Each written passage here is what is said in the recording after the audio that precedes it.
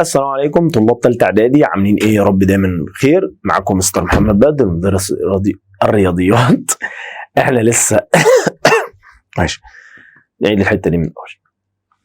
السلام عليكم ورحمه الله وبركاته. معاكم مستر محمد بدر مدرس الرياضيات، طلاب تالتة اعدادي في كل مكان، وحشتوني جدا. يا رب دايما تكونوا بخير. النهارده موعدنا مع الامتحان الثاني وامتحان الواد الجديد، الامتحان اللي احنا قلنا هنحل محافظات الفتره دي عشان خلاص خلصنا دنيتنا خالص.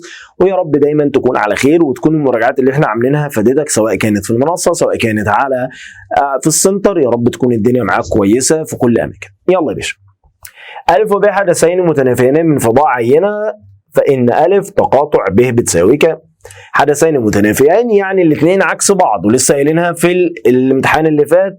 يبقى على طول الإجابة بتاعتك هتبقى حدثين متنافيين يعني مستر واحد ماشي يمين واحد ماشي شمال، مفيش تقاطع أصلا ما بينهم، يبقى صفر. مجموعة أصفار الدالة، قلنا لما يقول لك أصفار الدالة يبقى خد اللي أنت موجود عندك سالب 3 س وساويه بصفر. وانا عايز اجيب س يبقى اقسم على سالب 3، يبقى كده س بتساوي صفر. بس اي حاجه في صفر واي حاجه على صفر الناتج هيطلع صفر زي ما هو اصلا. اذا كان منحنى الداله داله س بيساوي س تربيع ناقص ا يمر بالنقطه 2 وصفر، فان ا بتساوي كام؟ طبعا لو تفتكر معايا الترم الاولاني 2 وصفر قلنا اي نقطه بنكون من س وص. لو تفتكر معايا برضو الترم الاولاني احنا قلنا دالة س تربيع ناقص ا. جينا عند الدالة دي اصلا وقلنا ان هي دي هي ص، دي هي ص اصلا. فكده قيمة ص بكام هنا؟ هتبقى بصفر. س تربيع 2 في 2 ب4 ناقص ا. ودي الالف بقى بعكس الاشارة عشان هو بالسالب، هتبقى كده ا بتساوي كام؟ 4. يبقى الإجابة بتاعتك اللي هي رقم 4. سؤال من تاني اعدادي. اذا كانت النسبه بين محيطين مربعين 1 إلى 2 فان النسبه بين مساحتهما كام؟ لما يطلب المساحه ربع الرقمين دول، يبقى 1 في 1 ب1 و2 في 2 ب4، يبقى النسبه كام الى كام؟ 1 إلى 4. خلي بالك السؤال ده برضه هنشوفه السنه الجايه في اولى ثانوي. مستطيل محيطه 14 فان طول المستطيل س وعرضه ص، فان ص بتساوي كام؟ هو اصلا المحيط بيساوي ايه؟ المحيط بيساوي الطول زائد العرض في 2، ده المحيط صح كده؟ فهو فرض قال له اهو يا عم ان الطول س اصلا زائد مش حلوه زائد دي، زائد العرض ص في 2 بتساوي 14. هو عايز ص. طيب هوريك حاجه. لو انا عملت كده س زائد ص بتساوي 14، هقسم على الاثنين يبقى س زائد ص بتساوي 7. هو عايز ايه؟ عايز ص. ودي السين بعكس الاشاره. هو عايز مين؟ ص. يبقى ودي السين بعكس الاشاره، يبقى ص بتساوي 7 ناقص س. لعبه خطيره في السؤال بيلعب بيها، مش اي حد هيعرف يوصل للفكره دي. يبقى الاختيار بتاعك 7 ناقص س اللي هو عايز ص. فين 7 ناقص س؟ هي دي، بس فيها غلطه عندك هنا، هي 7 ناقص س. هو عايز ص، ف7 ناقص س. هي صلح دي واختارها، لان مش اي حاجه من دول اصلا، ولا 7 زائد ص ولا 7 ولا كل القصه دي. هي هتبقى 7 ناقص س، والدنيا هتبقى معاك حلوه وكويسه وما فيهاش اي حاجه. السؤال اللي بعده س زائد 1 على س بتساوي 2 زائد نص، فإن س بتساوي كام؟ ممكن نعمل حاجه كويسه، تعالى نشتغل عليها. س زائد 1 على س بتساوي 2 زائد نص، ماشي. طب ممكن س زائد 1 على س بتساوي مثلا، هو عايز س بكام صح؟ فممكن 2 ونص مثلا، دي كده 2 ونص، 2 زائد نص 2 ونص، ماشي. طب ما انا ممكن اوحد مقام هنا واقول له طرفين في وسطين، واحد في س بس، س في س بس تربيع، واحد في واحد بواحد، واساوي مثلا برضو اضرب ايدي في رجله. انا بعمل حاجات بعيده خلي بالك. 2 في 2 ب4 زائد 1 5. انا بوصل لحاجه بعيده شويه على حضرتك، واضرب طرفين في ايه؟ وسطين. 2 في س ب2 س تربيع، 2 في 1 ب2، 5 في س ب5 س، دخل له دي بعكس الاشاره يبقى 2 س تربيع ناقص 5 س زائد 2 بتساوي 0. واشتغل عليها كمقدار اللي هو بسيط، اللي هو مثلا مقص 2 في 1 س في س، وهنا مثلا الاثنين برضو 2 1 في 2، انا عايز الجمع يبقى 4 5، 2 في 2 ب4، 1 في 1 ب1، جمعهم 5، يبقى ده الاجابه بتاعتي صح. دول اخدهم في قوس ودول اخدهم في قوس، الاثنين ياخدوا نفس الاشاره. هنا 2 س ناقص 1 بتساوي 0، ودي الواحد بعكس الاشاره يبقى 2 س بتساوي 1، اقسم لي على الاثنين يبقى س بتساوي نص. هنا ودي دي بعكس الاشاره يبقى س بتساوي 2. السؤال بقى مين اللي موجود في الاختيارات؟ النص.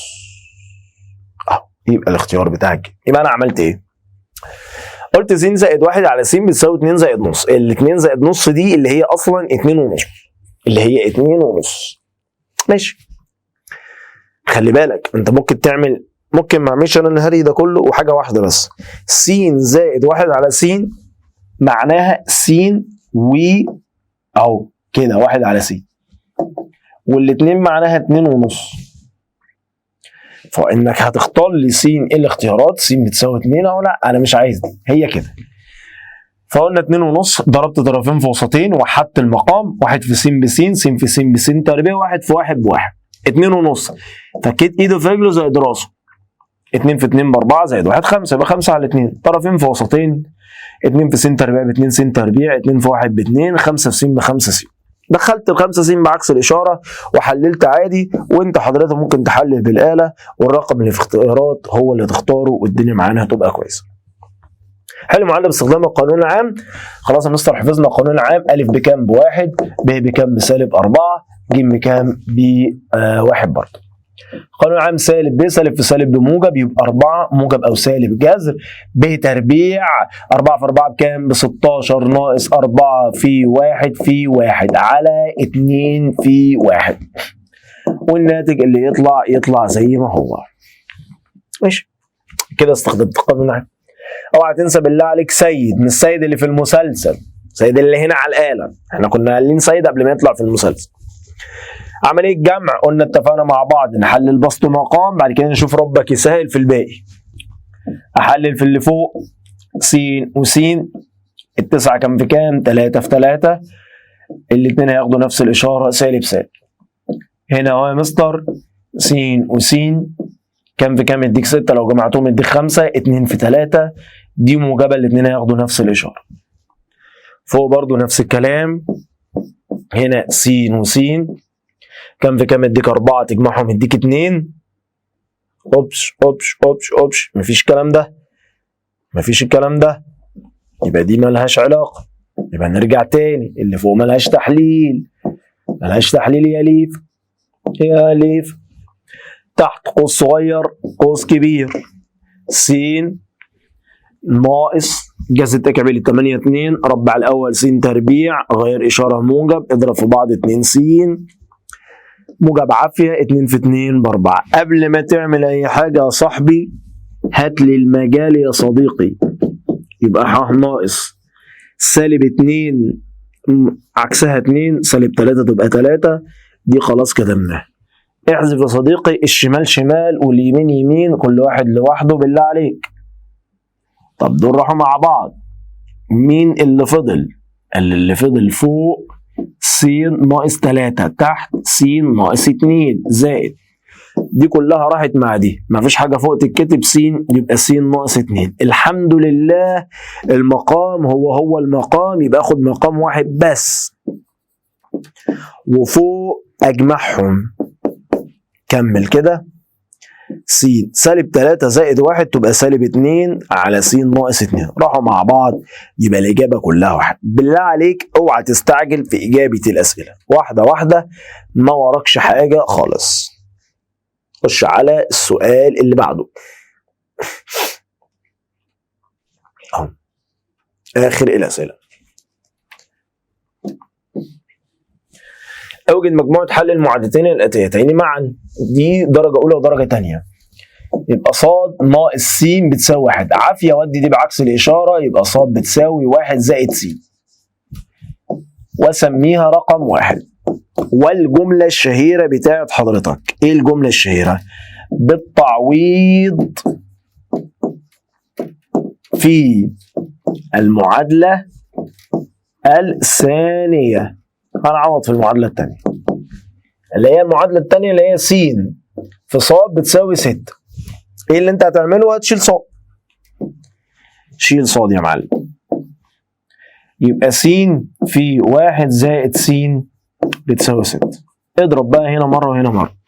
س في 1 بس، س في س بس تربيع بتساوي 6. رتب، دخل الستة ورتب المعادلة.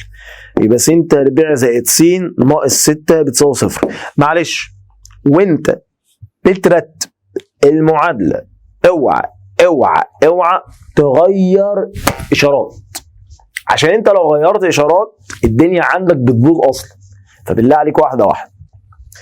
هنا بقى تحليل عادي، افتح قوسين س وس، كام في كام يديك 6، تطرحهم يديك 1، 2 في 3. الرقم الكبير ياخد الاشاره الاولى والثاني العكس. اللي السالب هيخرج بالموجب واللي بالموجب هيخرج بالسالب. كده جبت س فاضل ص، ارجع عوض في 1. يبقى ص بتساوي 1 زائد 2 3. يبقى ص بتساوي 1 ناقص سالب 3، يعني 1 ناقص 3 سالب 2. يبقى مجموعة الحل 2 و3 سالب 3 وسالب 2. وخلي بالك هم دايما بيبقوا عكس بعض يعني. اسمه قاعدة الاسم بتقول ثبت غير شقلب. اثبت اللي قبل الاسم وانا بحلل بقى. ها، يبقى س اخد فوق عامل مشترك، س تربيع من س س واحدة، الس راحت مع الس اتفضل 3.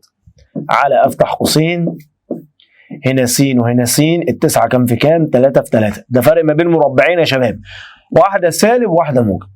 احول الاسم لعملية في، اللي بعد الاسم اشقلبه، اللي في المقام اخليه في البسط واللي في البسط اخليه في المقام. ماشي. وبعدين قال لي نجيب المجال، والمجال في الاسم هيبقى ح ناقص مجموعة اصفار المقامين وبسط الثانية.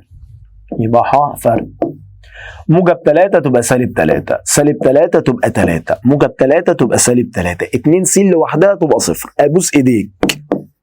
ده في الاسم المجال بيبقى من حضرتك من اصفار المقامين وبسط الاخيره اللي هي الثانيه يعني. احذف شمال ويمين برضو، ده راح مع ده وده راح مع ده، والسين راحت مع السين. خلي بالك السين دي في المقام صح؟ اوعى تكتب 2 وتجري، لا هي نص. ليه؟ عشان الاتنين في المقام، فكده في واحد فوق، فكده ن س بتساوي نص. ماشي. سؤال الاحصاء ولازم تكون حافظ قوانين. المكمله لغيناها. تعالى ناخد اتحاد. يبقى عايز اتحاد، قلنا عكس التقاطع، هيبقى احتمال أ زائد احتمال ب ناقص احتمال أ تقاطع ب. انا لغيت المكمله بس عاوز يعني حاول تبص في القانون بتاعها. ليه؟ لعل وعسى الوزير مثلا يبقى ايه في حاجه او اي حاجه يحط امتحان برضو نبقى ضامنين الدنيا. احتمال أ ب7/10 زائد احتمال ب اللي هو 5/10 ناقص التقاطع اللي هو 3/10. 7 زائد 5 12، 12 ناقص 3، 12 ناقص 3 كام؟ 9، يبقى 9/10. ماشي يا عم. واحتمال الفرق لعب اللعبه اللي احنا عايزينها. ما لعبش يا مستر، ما انا معايا التقاطع عادي. قفشتني. يبقى احتمال أ تقاطع ب هتساوي احتمال أ ناقص احتمال ب. لا غلط. صح، هتبقى ناقص التقاطع على طول. يبقى ناقص أ تقاطع ب. ماشي يا عم. يلا قوانينك الجميلة. احتمال أ اللي هو 7/10 ناقص التقاطع اللي هو من دولك 3/10. يبقى الإجابة بتاعتك 4/10. والسؤال جميل ولذيذ ومفيهوش أي حاجة خالص. ماشي. آخر سؤالين في الامتحان وكده خلصنا المحافظة الثانية. إذا كانت ن س بتساوي س ناقص أ على س ناقص 3، والمعكوس الضربي ليها س ناقص 3 على س زائد 2. ماشي. عايز قيمة أ وعايز قيمة ن تساوي 4. طيب هي نون س بتساوي س ناقص أ على س ناقص 3. ولو أنا عايز المعكوس الضرب لدي فمش هقلب، ده بجيبه فوق وده بجيبه تحت، صح كده؟ صح كده. طيب لو بصينا هنا هلاقي ن س ادي س ناقص 3 هي موجوده، اما هنا هو حط مكان الالف موجب 2. طب عشان دي تبقى موجب 2 يبقى كده الف بكام؟ سالب في سالب بموجب، يبقى الف بكام؟ اذا الف هتبقى بسالب 2. عرفت منين جت سالب 2؟ عشان لما اضرب سالب في سالب بموجب كده قيمه الالف هتبقى بكام؟ بسالب 2. ماشي. عايز قيمه نون لما نون بتساوي 4. حلو. خلاص انت جبت الف فبقت نون س بتساوي س سالب في سالب بموجب. ارجع بقى للاصل عشان هو مش عايز معكوس هنا. ب3 اهي ب2 زي ما هي، اسف اهي ب2 على س ناقص 3. هو عايز نون 4. نون 4 يعني كل س شيلها وحط مكانها 4 اهو. س تشيلها وتحط القيمه اللي هو مديها لك 4. 4 زائد 2 6 على 1 يبقى الناتج هيبقى كام؟ 6. هنا فيها فكره حلوه وبرضه مش اي حد هيقدر يوصل للفكره دي. اخر سؤال، اختصر لابسط صوره. فوق س تكعيب زائد س تربيع ناقص 1 على س ناقص 1. تعمل ايه يا معلم؟ مش عارف يا مستر، هو قال لي سابها لي مفتوحه، قال لي س تربيع س تكعيب زائد س تربيع ناقص 1 وانا ما اعرفش اعملها ازاي. هنا بيقول لي اختصر لابسط صوره والناتج بتاعي مش باين، او انا هاخد اول اتنين مع بعض عامل مشترك. طب لو هكمل الباقي ما اعرفش. ممكن نعمل كده، س تكعيب ناقص زائد س تربيع فاهمني ناقص 2 س ناقص 1. فوق هاخد س تربيع عامل مشترك، س تكعيب هتبقى س تربيع راحت مع س تربيع اتفضل 1 ناقص 2 على س ناقص 1. السلام عليكم. نشرب قهوه يا شباب بقى، سامحوني يعني. اتفضل معانا. اشرب والله يا حبيبي. ماشي يا عم. نعمل ايه؟ ايوه سامعك. س تربيع في س زائد 1 ناقص 2. ايوه هجمع دول يبقى س تربيع ماليش دعوه انا بدول بقى. س موجب ناقص هتبقى سالب 1 على س ناقص 1. دول راحوا مع بعض يبقى اللي فضل في الاخر س تربيع.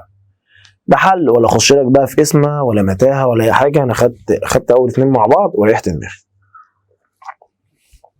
افرض ما نفعوش اروح مجرب حاجه تاني. هو عايز المجال، طبعا المجال من مقام يبقى ح فرق الواحد، يبقى المجال ح فرق الواحد. والسؤال ده عايز حضرتك تفكر فيه ونتناقش في الحصه، وعايز اشوف دماغك وصلت لايه يا ليفا. ماشي، ملهاش حل غير كده على فكره. ما بنفكرش كتير يعني، ان هو احنا ما خدناش حاجه. لها حل تاني اسمه مطوله، والاسم المطوله دي مش عندك انت فاهمني، فهنخش في حوارات مش بتاعتك. فابسط حل انك تعمل كده، ان اخد اول اتنين مع بعض وراح دماغي. يعني اسم المطوله ممكن نحلها باسم المطوله بس دي في ثانوي مش عندك.